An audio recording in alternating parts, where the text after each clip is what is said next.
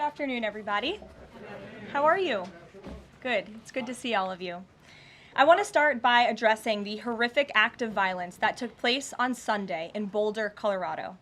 President Trump and the entire administration's hearts go out to the victims, and they are in our prayers during this unimaginable time. According to reporting from Fox News, the alleged attacker admitted in an interview that he wanted to kill all Zionist people and had been planning the attack for over a year and would do it again if he could. This monster used a makeshift flamethrower and Molotov cocktails to light Jewish Americans on fire in an attempt to burn them alive. The victims at the incident location in Boulder were there to rally in support of Israeli hostages who remain in Hamas captivity. 12 were injured, including a Holocaust survivor. This is pure evil. The Department of Justice has already filed federal hate crime charges against the alleged perpetrator, and he will be held accountable to the fullest extent of the law. This tragedy is a sobering reminder of the consequences of the Biden administration's failed policies. According to the Department of Homeland Security, the Boulder suspect is an Egyptian national who was in the United States illegally. He entered the U.S. during the Biden administration in August 2022 on a B-2 visa until it expired.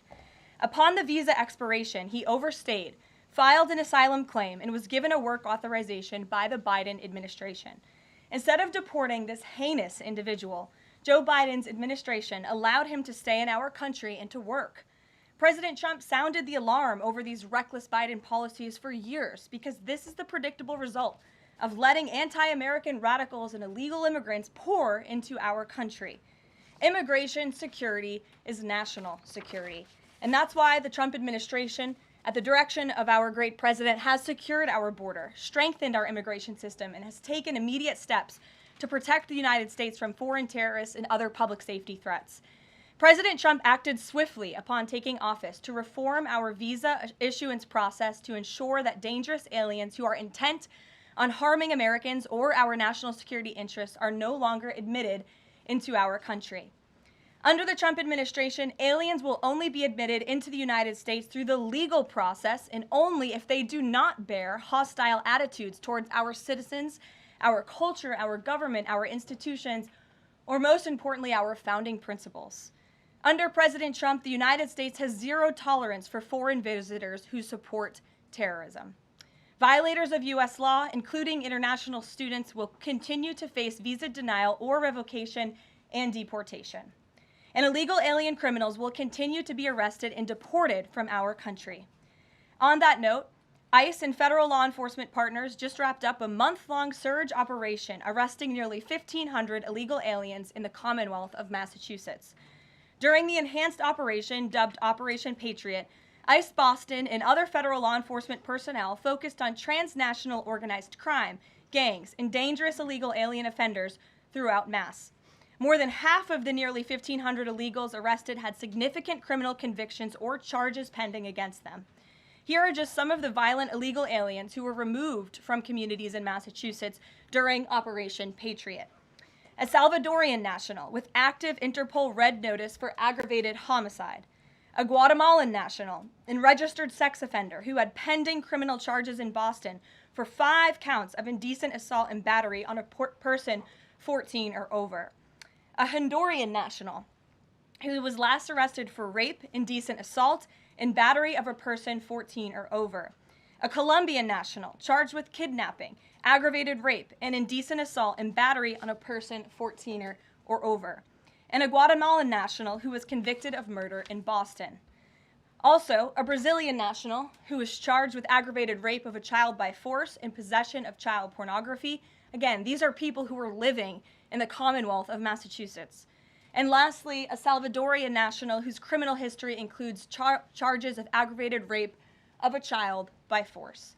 I don't think anybody in this room wants these types of heinous criminals in your communities. And it's thanks to this administration that they are being removed from our country. When Democrat-run jurisdictions released violent illegal alien criminals back into communities after making arrests instead of turning them over to federal immigration enforcement like they should, those Democrats are putting law-abiding Americans at risk. And these insane policies force law enforcement officials to make much more difficult arrests that put their lives, our law enforcement lives, in jeopardy. President Trump is incredibly grateful for our heroic officers on the front lines, getting these violent, illegal alien invaders out of our communities. Law and order is back in America under President Trump. And on that same note, there are new crime statistics that show crime is plummeting.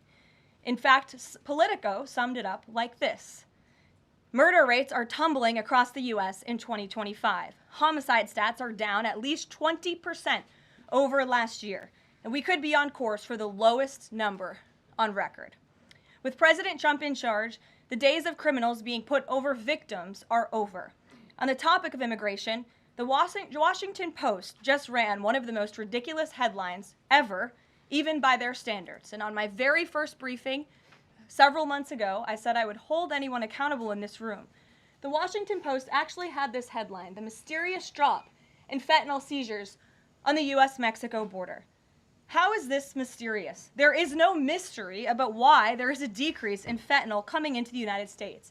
This administration's strong border policies are the reason there has been a decrease in fentanyl trafficking. His strengthened relationship with Mexican President Sheinbaum and all of the measures he has been taking to deter illegal human and drug trafficking at our United States southern border is the reason for plummeting fentanyl seizures at the U.S. border. There is nothing mysterious about that, and we'd like to see the Washington Post update their headline accordingly. This is clearly trying to intentionally manipulate the minds of the Americans, and I think the American people understand why there's been a fentanyl drop. In our office responded to this inquiry. We provided a whole host of the reasons that fentanyl seizures at the southern border have dropped, and the Washington Post refused to run them, and that's despicable. In other news, positive economic reports continue to flood in. Inflation dropped to 2.1% in April. Personal income increased 0.8% in April. So inflation is down and wages are up. That's almost triple the expectations and against the doubts of nearly everyone in this room. And we also saw the largest monthly decline in the trade deficit on record as a result of President Trump's very powerful tariffs. Lastly, the price of eggs has dropped more than 61% since President Trump took office in January. I remember my very first briefing, I was asked about the cost of eggs.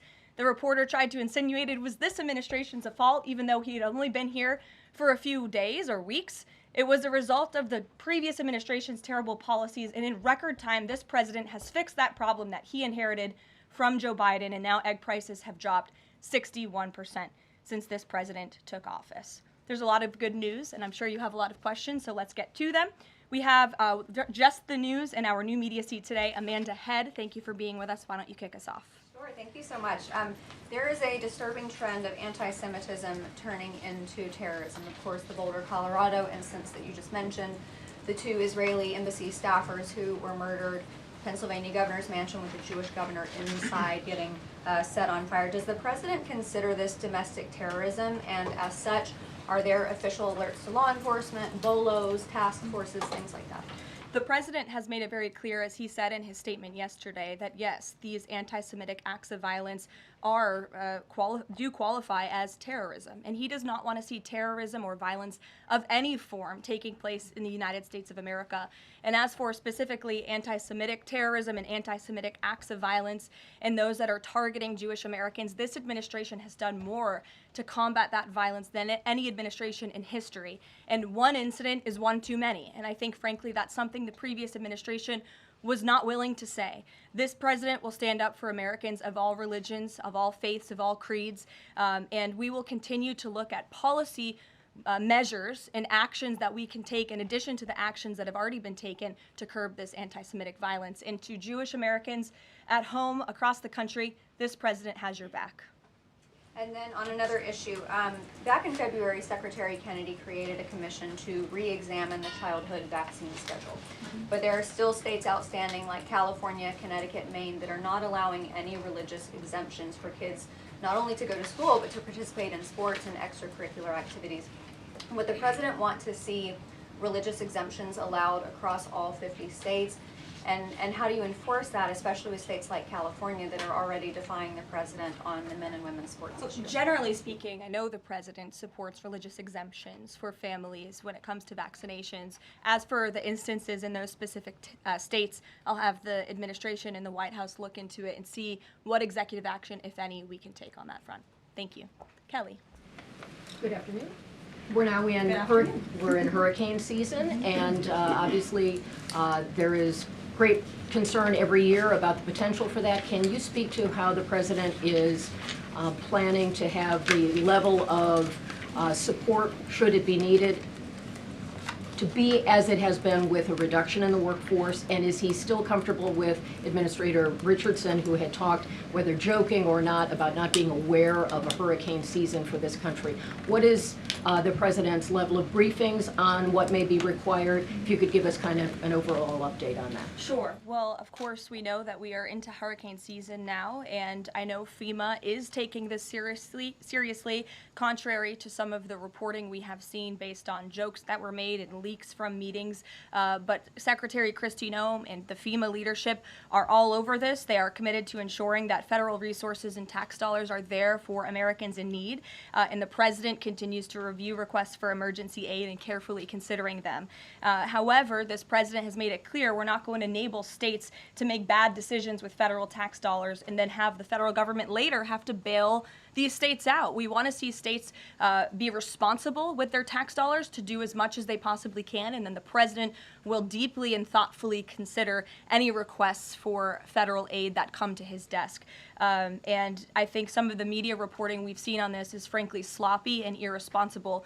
There are serious people who are taking this issue seriously, starting with the president himself, who, as you know, on his first domestic trip back in office, visited both North Carolina and California, both of which were, of course, hit by natural disasters when he wasn't even president, but he took ownership of that and visited those places and those people immediately. Is it Brian? about hurricane season appropriate, though, now that this is serious business, as you talked about? It's serious business, Kelly, and I'm not going to engage in such fodder with a question like that. Brian? Thank you, Caroline.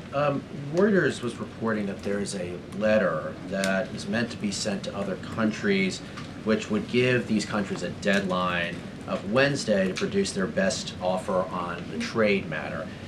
Why does the administration feel the need to send this letter? And I have one more follow-up on trade. Sure, I can confirm the merits and the content of the letter. USTR sent this letter to all of our trading partners just to give them a friendly reminder that the deadline is coming up. And they are in talks. Ambassador Greer, Secretary Bessent, Secretary Lutnick are in talks with many of our key trading partners around the globe. As you know, Brian, I know the Wall Street Journal has covered this quite heavily.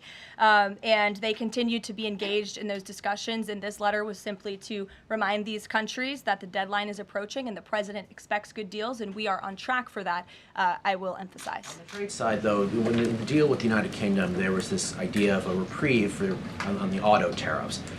Is the president looking to do another similar deal on the sector-by-sector reduction in tariffs, or is this more going to be deals related to the reciprocal tariffs that were announced months ago? Well, as I've said previously from the podium, and the president has discussed as well, each country has unique advantages, unique challenges to it based on their markets and what they export to us and what we export to them. And so that's why the president smartly advised his trade team to engage in tailor-made deal making. And we saw that with the United Kingdom, and we will see that with other countries as well. Kate. Does the president support the Senate moving forward with a bill imposing heavy sanctions on Russia? Look, the president has spoken about his position on sanctions on Russia. He has smartly kept this as a tool in his toolbox if necessary, but I think the Senate and everyone on Capitol Hill respects the president as the commander-in-chief for a reason. And as you know, Russia and Ukraine engaged in direct talks yesterday. That was at the encouragement of this president when he spoke to both leaders of both countries via phone just a couple of weeks ago.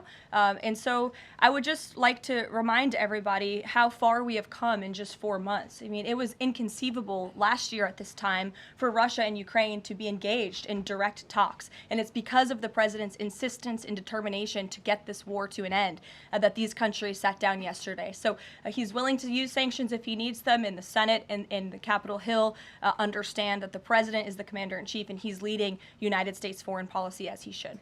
Iran, the president said that the U.S. would not allow for any uranium enrichment, but the proposal offered to the Iranians reportedly allows for low levels of enrichment. Can you explain that discrepancy?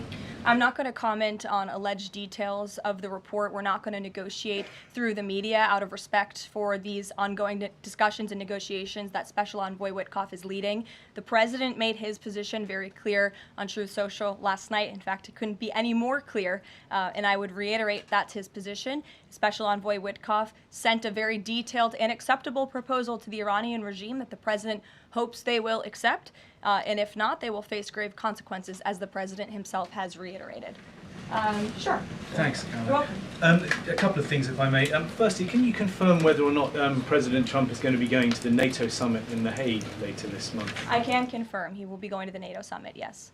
Great, thanks. And another question on the Netherlands, in fact. Just wondering if you have any reaction to the collapse of the Dutch government there after the anti-EU and anti-Islam leader Geert Wilders, who's been described as the Dutch Trump, pulled out of the government there. I don't have a comment on that, but certainly we should and we will get you on, okay? Thanks. You're welcome. Brett.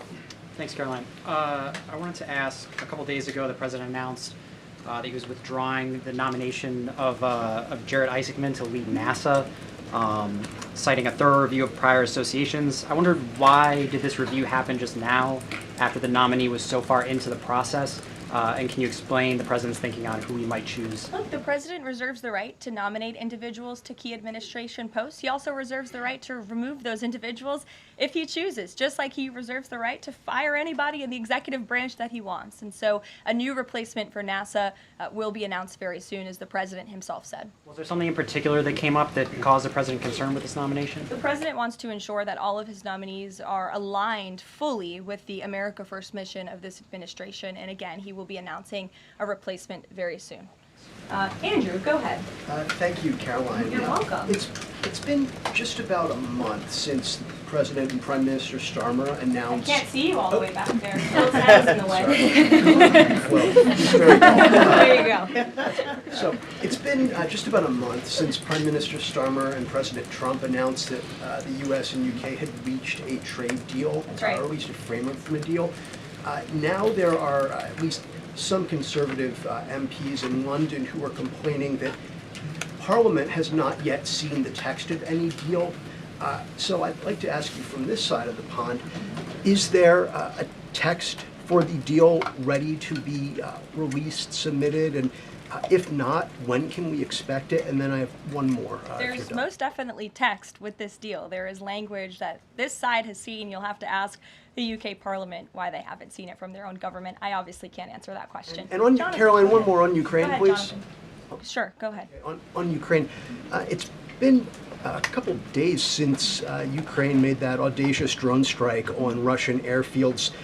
The president hasn't said a word about it, and usually he's not shy about making his thoughts known Don't you on love that? the war, or it's not bad, on the war or any other subject. What have you heard from him on this audacious drone strike? Is he surprised? He said that Zelensky didn't have the cards when they met in the Oval Office a few months back. Does Zelensky possibly have some cards that the president hadn't known about? Look, the president's thinking on the Russia-Ukraine war as it stands, I spoke to him about it just this morning, is he remains positive at the progress that we've seen. Again, he urged both leaders to sit down and talk directly with one another, and they did that. Russia handed over a memorandum of peace, or a peace plan, or a suggestion of one, I understand, to the Ukrainian side. They also agreed upon the exchange of prisoners or hostages from each other's countries. So he remains positive about the progress that we're seeing, but he also is a realist, and he realizes these are two countries that are at war and have been for a long time because of his predecessor's weakness and incompetence. So he's working hard to solve this conflict, and that's where his mind is right now on it. Jonathan, go ahead. Thank you. Same topic, just to put a finer point on it. Does President Trump approve of Ukraine's decision to strike nuclear-capable bombers in Russia? I would like to let the president speak on that himself. And just to follow up, has the president... I would just add to that. The president does not want to see this war prolonged. He wants the fighting to stop, he wants people to stop dying, and he wants this to be solved at the negotiating table. The reason he is so deeply involved and has spent so much time and effort on this war is because he hates to see people dying. Again, these are not Americans that are being killed. These are Russians and these are Ukrainians. This is a war very far away. But this president truly cares about peace, and that's what he wants to see. What is President Trump doing to ensure that a similar internal drone attack doesn't happen here in the US, given this was done at pretty low cost, very stealthily? You know, it obviously raises questions about our own security, particularly for US aircraft here. It absolutely does, and that's why the president nominated Secretary Hegseth and has approved some of the changes that have been made at the Pentagon to ensure that we have the most lethal fighting force in the world, and that the United States military is the best, the biggest. That's why he wants the One Big Beautiful Bill to be passed, because it increases our defense spending. It's why he also launched the announcement of the Golden Dome to prevent from missile strikes and attacks in the future, and the president has a full understanding, I can tell you because I've spoken to him about it, about the future of warfare and how drones are a big part of that. And I will not get ahead of our policy team, but I think you can expect to see some executive action on that front in the very near future. Caitlin. Two questions for you as well. On the Big Beautiful Bill, you said recently that it is, quote, blatantly wrong to say that it adds to the deficit. You essentially said that an estimate from the Congressional Budget Office and other scorekeepers you believe are wrong. But Republicans like Ron Johnson and Rand Paul disagree. They are saying that it will add to the deficit. That is their concern. Is the White House's position that those two Republican senators are, quote, blatantly wrong? It is. Those senators, it's not news that they disagree with this president on policy, and the president has vocally called them out for it and for they're not having their facts together. I would add the Congressional Budget Office has been historically wrong. In fact, they predicted the Trump tax cuts from the president's first term in 2017. Their prediction was wrong by $500 billion. Those tax cuts had nearly $500 billion more of revenue than the Congressional Budget Office scored. And I would also point out, I don't think many people know this, there hasn't been a single staffer in the entire Congressional Budget Office that has contributed to a Republican since the year 2000. But guess what? There have been many staffers within the Congressional Budget Office who have contributed to Democrat candidates and politicians every single cycle since. So unfortunately, this is an institution in our country that has become partisan and political, and we are very confident in our own economic analyses of this bill. There is $1.6 trillion in savings, and our Office of Management and Budget Director, Russ Vought, is a fiscal hawk. He is well known in this city for being a well-respected fiscal hawk. He has tools at his disposal to produce even more savings. And as you know, the White House will be sending our rescissions package to Capitol Hill today. And on immigration, the other day that the Homeland Security Secretary said, and I'm quoting her now, that an illegal alien threatened to assassinate President Trump and highlighted his arrest. A man has now admitted to framing him, saying that he wrote the letter that the DHS Secretary Kristi Noem posted online. Last I checked before I came into the room, that post was still up from DHS. Does the White House expect them to issue a clarification or a correction on that front? We can ask the Department of Homeland Security and get back to you. Jeff. Karoline, is the United States putting pressure on China to release its hold on rare earths that are hurting car companies and technology companies now that require that for their products, and is that pressure working? Well, I can assure you that the administration is actively monitoring China's compliance with the Geneva Trade Agreement. I know the United States, on our end, we have complied with the terms that we set, and our administration officials continue to be engaged in correspondence with their Chinese counterparts. And as you all know, and I know there's a lot of interest in it, there will be a leader-to-leader talk very soon. And when that happens, as always, we will let you know. Also in Asia, does the White House have a reaction to the results of the election in South Korea? Yes, we do. In fact, let me find it here for you. Should be somewhere in here. Thank you. We do not, but I will get you one, Jeff. Go ahead. Thanks, Karoline. Two questions on trade. Is this letter that was sent to trading partners a sign that the president isn't satisfied with the pace of these negotiations? Is he trying to light a fire under these talks now?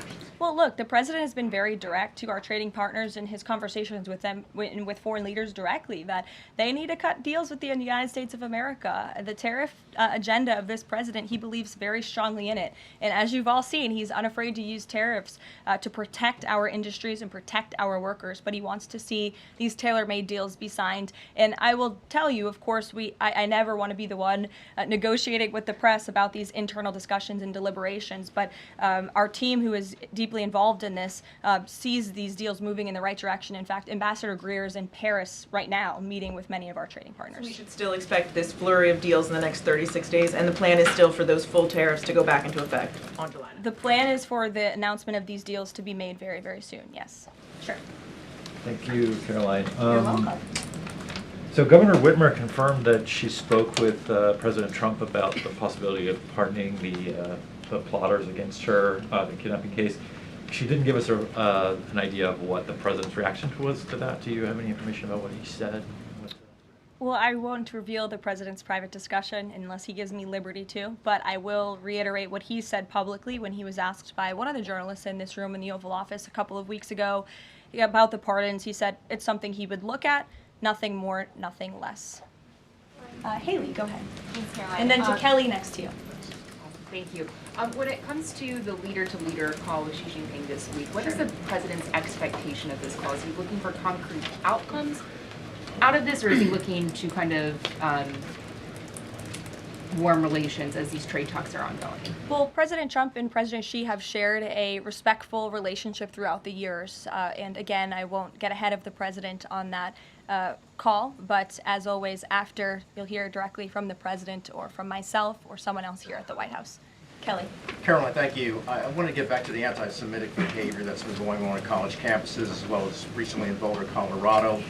The president, as you know, has the White House Faith Office, the Religious Liberty Commission, as well as the Anti-Task Force on Anti-Christian Bias, which includes anti-Semitism.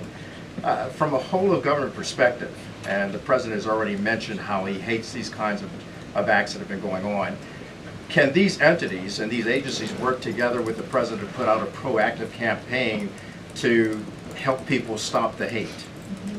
I think the president himself has been leading on this, Kelly, and has been incredibly clear in his rhetoric that he is not going to tolerate such hate or behavior in the United States of America. And you will see that rhetoric being followed up by action from the Department of Justice, who is seeking to prosecute these cases to the fullest extent of the law. And I know the Attorney General and the FBI Director were very quick to call this what it was, targeted terrorism. And there was some, I think, criticism from the media and well, at least pundits I saw on television saying, are they too quick to jump here? No, they see the facts and they reveal those to the American people, and they're transparent. And I think, frankly, that's a breath of fresh air from what we experienced in the previous administration. Are there programs that they can put in place to campaign against this kind of violence, to actually take the whole approach and say, we want to get ahead of you. If you're thinking it, don't do it. And if you're going to do it, sit down and talk to someone within the Faith Office, within the Religious Liberty Commission, as well as the task force. Yeah, surely. It's a good idea, and I'll pass it along to them. Peter. Thank you, Caroline. When you look at these last-minute Biden pardons, the big ones, Biden siblings, Fauci, January 6th committee. That's right. Most of the big ones have the same very neat signature. We would expect that probably to be the auto pen. There is one that looks different. It looks authentic. In fact, if you look at the last name, it almost looks like the president was having a hard time spelling his last name there. Is this White House of the opinion that the only pardon that would count is one that the president signed himself? It's very For Hunter interesting. Biden. Very interesting props. If you want to bring them to my office later so I can take a closer look, I would like to do that. The president is making a good point when he discusses the usage of the auto pen. Who was running the country for the past 4 years?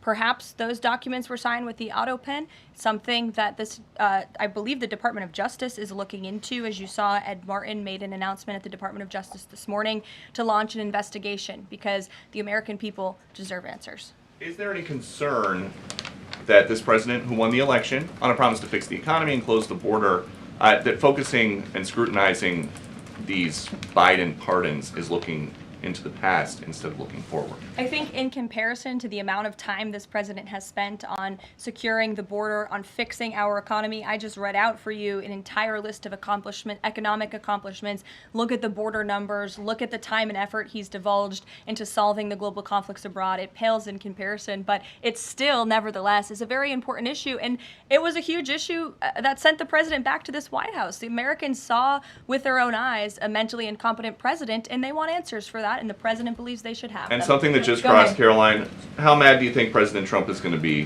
when he finds out that Elon Musk said, "I'm sorry, but I just can't stand it anymore. This massive, outrageous, pork-filled congressional spending bill is a disgusting abomination. Shame on those who voted for it. You know you did wrong. You know it." Look, the president already knows where Elon Musk stood on this bill. It doesn't change the president's opinion. This is one big, beautiful bill, and he's sticking to it. Tamara. Thank you. The National Security Council was reorganized, or some staffing changes were made the Friday before Memorial Day. I'm hoping you can explain sort of the new structure, what the structure is of the National Security Council, what the goal is in terms of staffing levels.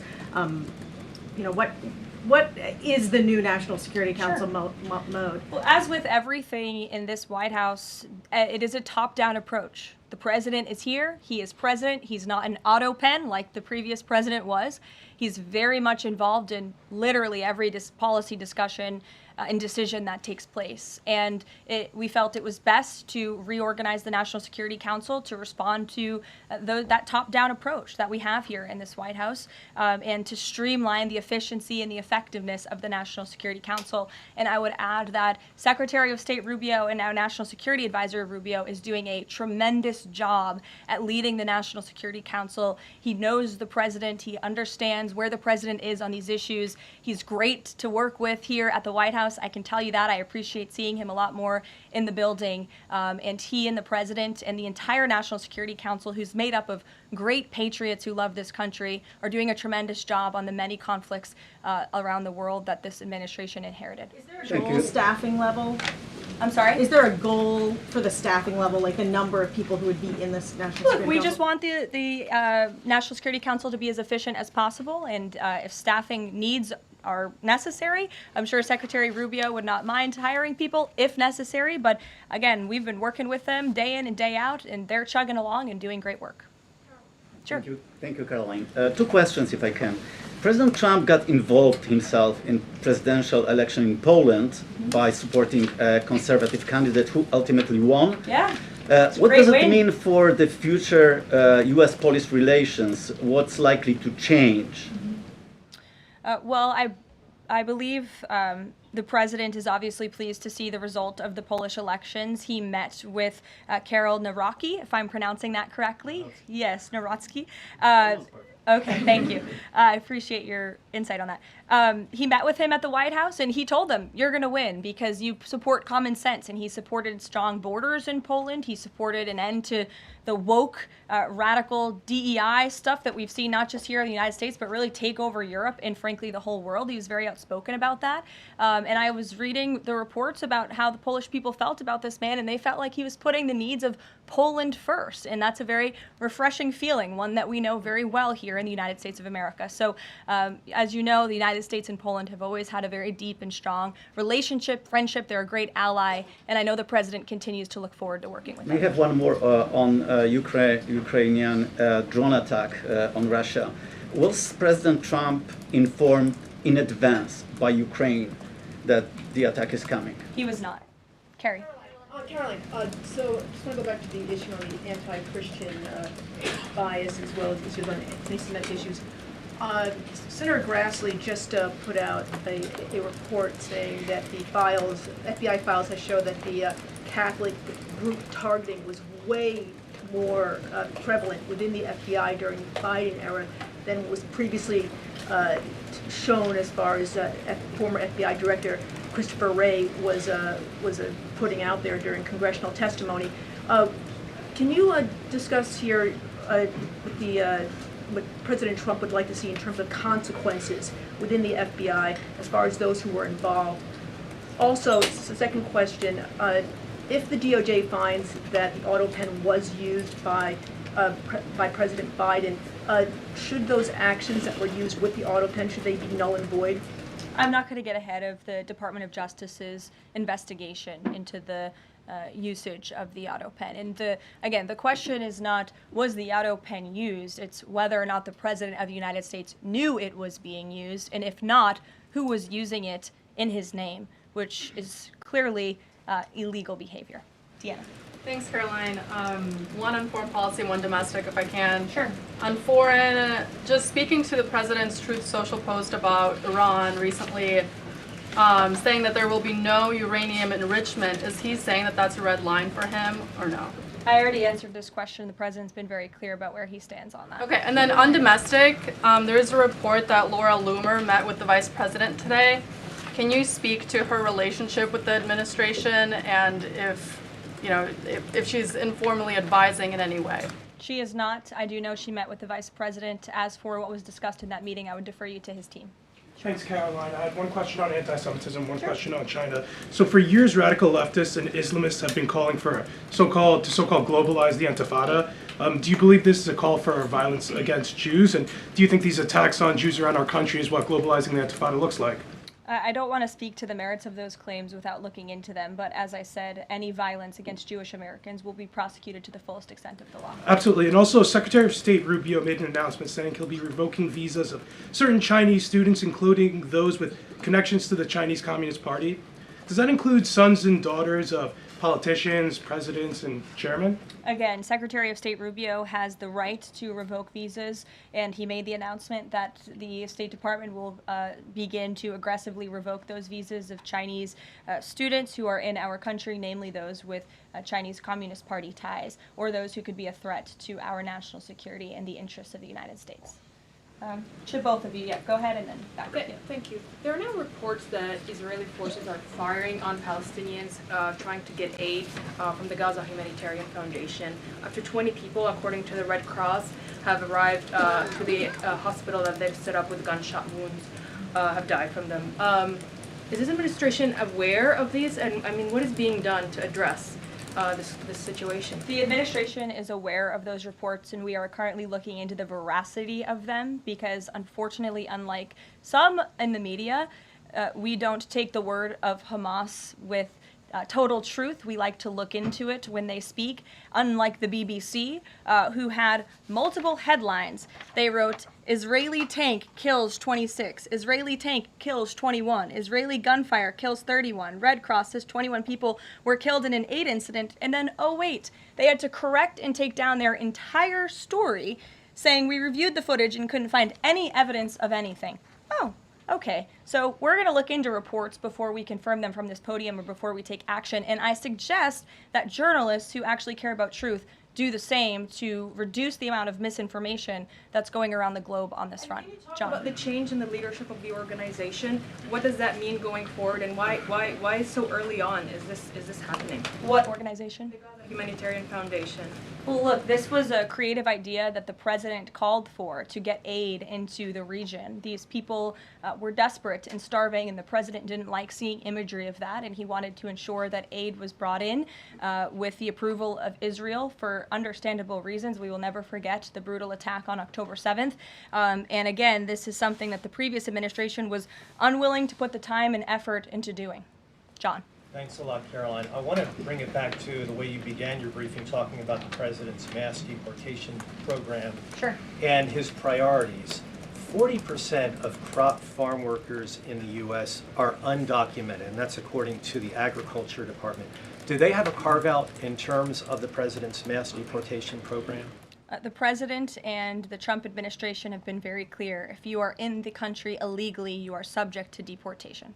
Is there any concern that, given that large number, if that number is correct, 40% of crop farm workers being undocumented, that could impact the food supply here in America if those individuals that obviously help pick crops all across the country are deported en masse? Again, this administration is focused on deporting individuals who are in our country illegally. It's something we have to do. We cannot allow the previous administration's invasion of our country of illegal immigrants to continue. We just can't have it. And this is a law and order president. As for our farmers and their concerns, they have a president who has their backs and listens to their concerns and hears them. But we also have a legal pathway to come to this country and work specifically for agricultural work. So there's a legal way to do it, and we encourage that legal pathway, and we're currently working on strengthening our legal immigration system for that reason. Sure. Thank you, Caroline. I just wanted to follow up on your statement last week regarding the MAHA report. Sure. You said that there was, you said, I understand there were some formatting issues with the MAHA report that are being addressed, and that report will be updated. We also understand that since that, there have been some citations that came about. There's citations of studies that either did not exist or did not back up the report's conclusions. So when you were referring to formatting errors, is that what you were talking about, or was it, could you just explain that? Yeah, that's what I was talking about. There were formatting errors, and those errors were updated by the proper policy components here at the White House, and a new report was issued. So exactly what I said took place. Sure, go ahead, Alec. Yeah, good to see you. Good to see you. Congresswoman Mary Miller suggested that changing Pride Month to Family Month. I would personally like to see maybe a nuclear family month. Some people are saying, let's get a Veterans Month. Does the president have any plans on making a proclamation, or is it just going to be June this year? Well, there are no plans for a proclamation for the month of June, but I can tell you this president is very proud to be a president for all Americans, regardless of race, religion, or creed. Caroline. Reagan, go ahead. Thank you, Caroline. And then I'll go to you. Thank you. Colorado passed sanctuary protections for illegals 1 month before the terrorist attack this weekend. 2 questions. Why did the DHS remove the sanctuary cities list that it had published, which was ordered by the president? And then what is the administration going to do to further crack down on sanctuary jurisdictions to prevent attacks like what happened in Colorado? Sure. The Department of Homeland Security will be issuing a new list of sanctuary cities, an accurate list of sanctuary cities. As for what we're doing to crack down, the president has signed various executive orders and has directed the Attorney General to prosecute state and local officials who are not complying with federal immigration authorities and, most importantly, federal immigration law. Thanks, Caroline. Thank you, Caroline. Oh, yeah, Caroline. Thank you very much.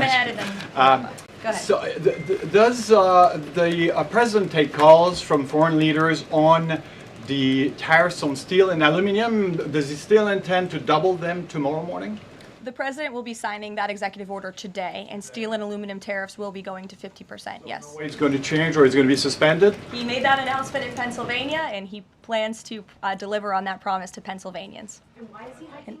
And Ed, go ahead. I can answer that, but go ahead, Ed. Oh, yes. Thank you, Caroline. So a Chinese Foreign Ministry spokesperson today said that the U.S. imposed harmful measures like new chip controls and pledging to revoke Chinese student visas. So are the Chinese the victims in this trade back and forth? Look, I don't think anyone is the victim. These are two strong countries, and as I said, the president has a good relationship with China's president and leader, and that discussion will take place later this week. And what other authorities is the president looking at for tariffs should the decision in the appeals court not go his direction? Well, right now, his tariffs remain in effect. We spoke at length in my briefing last week about that decision that came down from the International Trade Court, which has been put on pause because the president absolutely does have the authority to implement tariffs and to declare a national emergency for our crippling trade deficit. He could always have the power to use Section 202 or Section 301 as well to impose tariffs if he deems necessary, especially Section 202 tariffs, which are sectoral, as you know, to protect our critical supply chains here at home. Thanks, Caroline. You're welcome. You've got U.S. business leaders begging for certainty. So why did the president suddenly decide to hike tariffs on steel and aluminum again? You also have U.S. business leaders begging to meet with this president and begging to come to the White House to talk to him because they know that he is a negotiator in chief, that he's making good deals on behalf of the American worker and the steel worker, in particular when it comes to the steel and aluminum tariffs, which he discussed in his speech at length at Pennsylvania, and the need for them. And I would just add, I was at that speech on Friday with the president, and there were 2,000 steel workers and their families in the room, many of them wearing their hard hats. I spoke to one backstage who said this is the greatest thing that has happened for that community in Pittsburgh, Pennsylvania in 60 years, because this is a president who doesn't just talk the talk, he walks the walk too, and he's delivering on his promises to bolster our steel and aluminum industries in this country and to protect those jobs. If not for this president, that steel plant in Pittsburgh, Pennsylvania would have closed. Those jobs would have been lost, and the president saved that company, he saved those jobs, and he's saving that community, and that's the intention of the steel tariffs, which he will sign later this afternoon. Thank you very much, everyone. We'll see you later.